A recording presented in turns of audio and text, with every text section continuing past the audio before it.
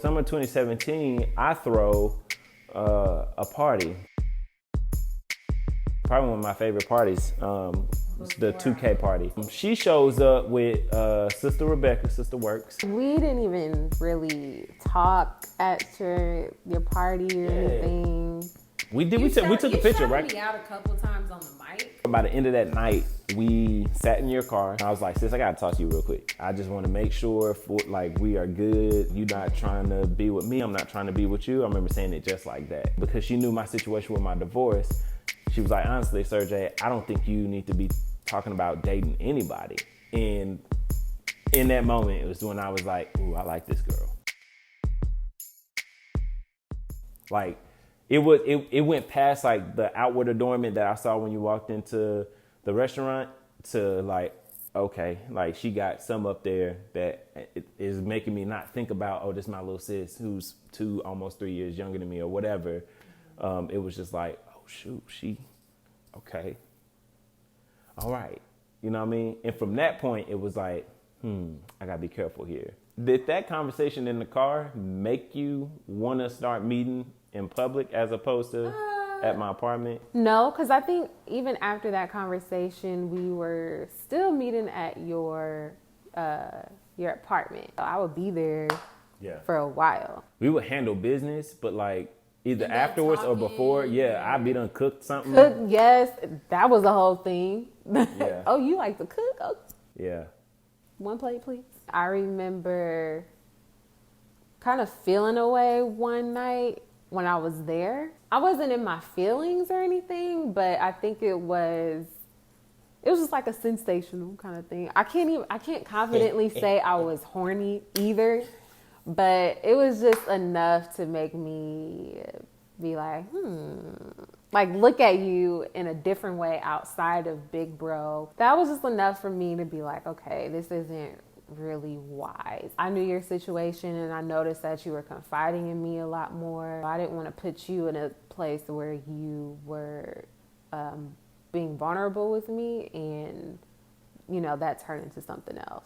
Fast forward a little bit. So I moved. Yeah, you moved to Cali and I called and I had this long note that I had wrote. I'm gonna see if I got it. I might have got mad or something and like deleted that joint. I ain't gonna lie. Oh, I have to add my side of things too. Go ahead. Because around the same time, a week before he called me, I wrote in my journal that I think Sergey likes me. At that time, I just didn't want to fool with anybody. I just wanted to, be single, focus on work. And at the time I was studying for my CPA exams too. So I was just like, you know what, that's just what I'm going to focus on. But I think Sergey likes me. I wrote something like, I don't have time for it. Ironically, he had some similar thoughts too.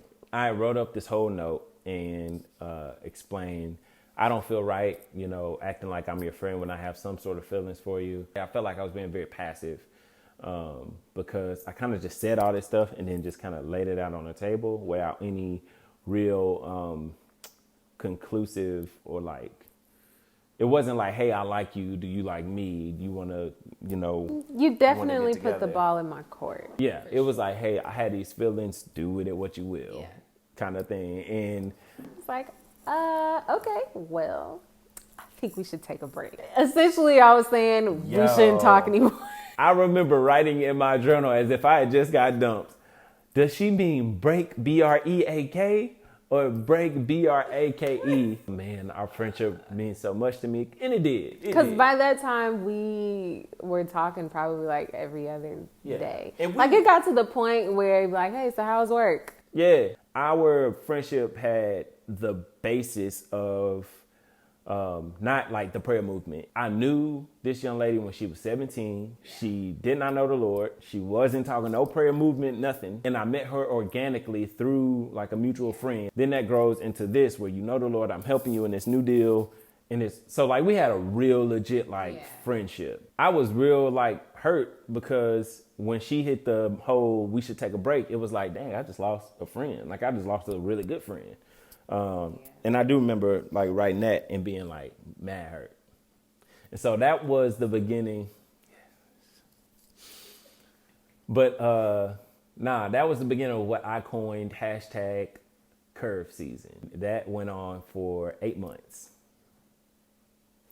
During that time, I literally was just going to work, studying for CPA exams. Sometime in May of 2018, I am at work and I get an email from the front office or something like that saying that I had a package to pick up. I totally forgot to get it that day, so I pick it up the next day and it's flowers. And it says, the note says, good luck on, or praying for your exam, something like that, from a not so secret admirer. That's what she said. Yeah. At the time, I had no idea it was from him. I thought it was from my mom because I think that same day she messaged me and was like, hey, did you get your flowers? I was like, oh yeah, thank you. That's so nice. And it did really make me feel good because I had an exam coming up. So he sends me the flowers. And again, I'm thinking it's from my mom this entire time. And she was like, oh, no, it's not from me. And I'm like, well, who is it from? And so I immediately start running through a list of guys in my head. My black book out. But again, I was solely focused on work and trying to pass these CPA exams. I really hadn't talked to anybody. I honestly didn't even consider Sergey at all because we had stopped all contact for like 8 months. Yeah. So I'm sorry, but he was the last person on my mind. And so my mom says, oh no, it's from your friend Sergey. And I was like, oh, that's so sweet. And I really, like, my heart was really warmed because one, I honestly had missed talking to you. I miss my friend. It was really nice to just hear from you in general, but it did kind of make me give a little eyebrows. I'm like, okay, these are flowers. They were roses, so they were really nice, smelled all fresh and stuff. So that night, I called him and I said, hey, thank you for my flowers, but what's up? So to give a little bit of backstory from before that phone call even, I can't get this woman off my mind. Like that whole 8 months, I was still thinking about her. I prayed. I fasted, and my prayers, kind of transitioned from, Lord, what do I do with these feelings, to Lord, can you give me this woman? By the end of that cycle of fasting and praying for like 3 weeks, I just decided I haven't, she didn't call me randomly, no, like crazy. I didn't have no dream that we got married or nothing like that. I was just like, well, God, I'm just going to be obedient to what I feel like you're showing me. And that's that I'm not guarding my heart and allowing these feelings to progress and think about this person and not necessarily obsessed, but like, it could have got to that point. I decided to send the flowers not as a, hey girl, give me one more chance to wow you. It was more of a, I just need to get your attention so we can have a conversation. I know in my heart I can't just like be your friend, and you've made it clear in 8 months have passed, like we're not going to be a thing. You have no interest in me, so I'm just kind of let you know that I'm severing all like relation to you, essentially. So I had already at that point blocked her from like social media and like unfollowed her. I didn't know this at the time until he said it, honestly. Yeah. So I explained that to her, like, yo, I'm severing all ties and, be good. He said all of that, and then he was like, but I just gotta ask you one question. And that was right before we were gonna hang up. We're about to hang up. Yeah. If this is gonna be done over and done with, I just need some answers. Is it me? The fact that I was married? The fact that you live in Cali, I live in Texas? What is it? What is it that makes you go, Sergey? Nah, I never forget. I was on Mayhill Drive, passing Spencer. It was about 9:30 at night. I'm about 10 minutes away from the house. I asked the question, if I was never married before and I was a free agent, could you see yourself being interested in me? And you paused, and I was like... And I thought about it. I was like, yeah. I do remember, like, legit bouncing in my seat, and then, okay, all right, so... You can hear, like, him smiling through the phone. Yeah. It was, like, night and day. Listen. Like, okay, cool. Bet. So, I know I called here to pretty much sever all ties with you and all of that, but since you said that... I feel like maybe you should give me the opportunity. You did it in a way that wasn't overbearing. You weren't like, yeah, well, we should be together. You gave me some time to decide and whatnot. And by the end of the week, I was like, sure, let's just link up. Yeah. And I kept telling you, this is not a date. We're just hanging out, connecting. Like it's not a date. We just hanging out, getting dinner together on Friday night. Yo, when you said it's not a date, it's, don't call it that. Or I was like, let me take you out. That's what it was. I didn't even say date. I was like, let me take you out. I was like, don't say it like that. I'm like, I'm a whole grown man. Like, what else? And I can't really explain why I was doing that. We're not having a fellowship. So come to Texas. We go on our official first date. We went to Papados, and then we jammed our way to the skating rink. And he could skate, y'all. He could skate. I do. So I thought that was cute. I could stay on the skating rink and just, do my laps or whatever, but I couldn't be all cute with it and whatnot. But, it was cute because he was like showing me how to skate and he, held my hips and stuff. And I was like, ooh. That was like our first time being physical with each other. Yeah. So. And what's funny is like that wasn't game. That's if you skate, especially if you bringing somebody out that don't skate. Yeah. I didn't want her to fall. It wasn't like, I didn't feel pressured by you by any means. I preface everything with like, yo, I'm not trying to fill you up. He kept saying that the whole time. Yeah. And eventually I was like, no, nigga, I want you to fill me up. Like, I'm going to act like I'm falling so you can catch me. You did fall too. I felt terrible. I did. Oh my gosh, I felt bad when you fell. I think I intentionally failed to like make it up. You did.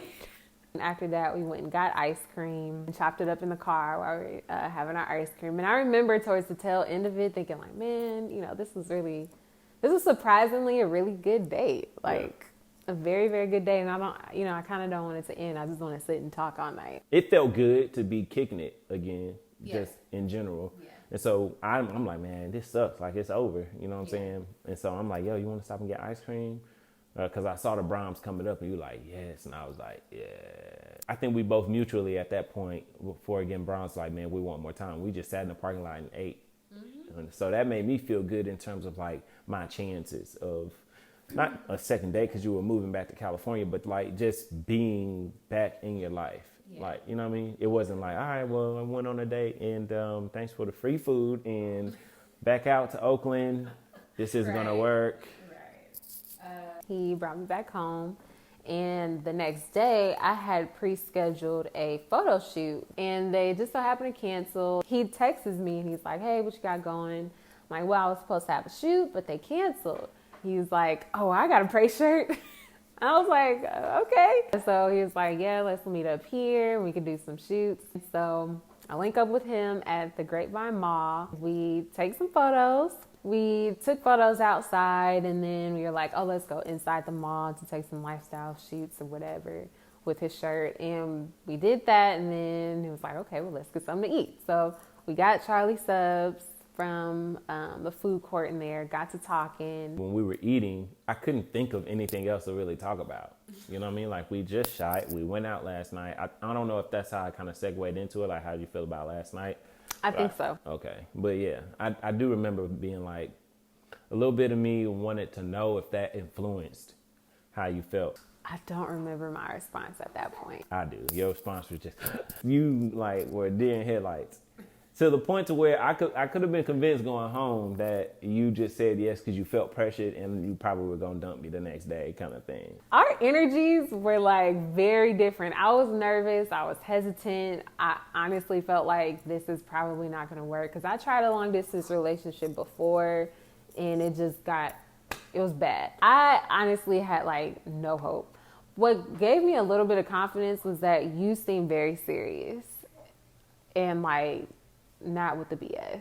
I never dated anybody like that. He was like, I want to date you and grown man bars, something you got to deal with. I just wasn't used to being pursued and approached in that way. And it threw me off. I'm honestly a person that likes to have some sort of control of things. And in this situation, I felt like I didn't have much control outside of my responses to things. When he approached me head on, like, hey, you want to be together? It was like, okay. For him, he was like over the moon, excited. Soon as I said yes or agreed to it, he wants to hold hands, take a selfie, tell his bro. He's like super excited. And I'm like, what the heck did I just do? That's how we ended up together. And yeah, here we are now. What have you learned since that time? Things are sometimes going to be outside of your control, and also outside of what you plan. Trust all of that and trust God within that entire process. Learn how to be flexible and moldable. Vulnerability in my relationships, like that, when we first got together, that was kind of difficult for me to do, like to learn to be vulnerable with you. For me, and I guess it's kind of fitting because we're both wearing the hoodies, but the power of prayer had never been more real in my life before us coming together. I'm very much a person that I'll know something don't work when I try it and it don't work. So this was a situation where it was like, I'm going to pray and fast. And if the Lord will, make this happen, then great. I know it was the Lord. And if it fails, I'll know the Lord said no. Us being together and us, getting to the point that we are now married, in a beautiful home with a family and everything is like answer prayer. You know what I mean? I hadn't experienced that on that level before. Let's ask a question to the viewers. I would like to know if you prayed for your relationship and how that prayer went. So everybody's prayer isn't a yes. Everybody don't get, yes, be with him or her. Yep. Some people get, wait. Yep. Or, if you didn't pray at all and, you in the room. How that turn out? How'd that go? Is he or she still there? Inquiring minds want to know. Y'all let us know in the comments, shoot us DMs or whatever. We love to hear from y'all. What did y'all pray for your relationship and what did the Lord say? Until then, we are the production couple. Peace out. Bye, guys.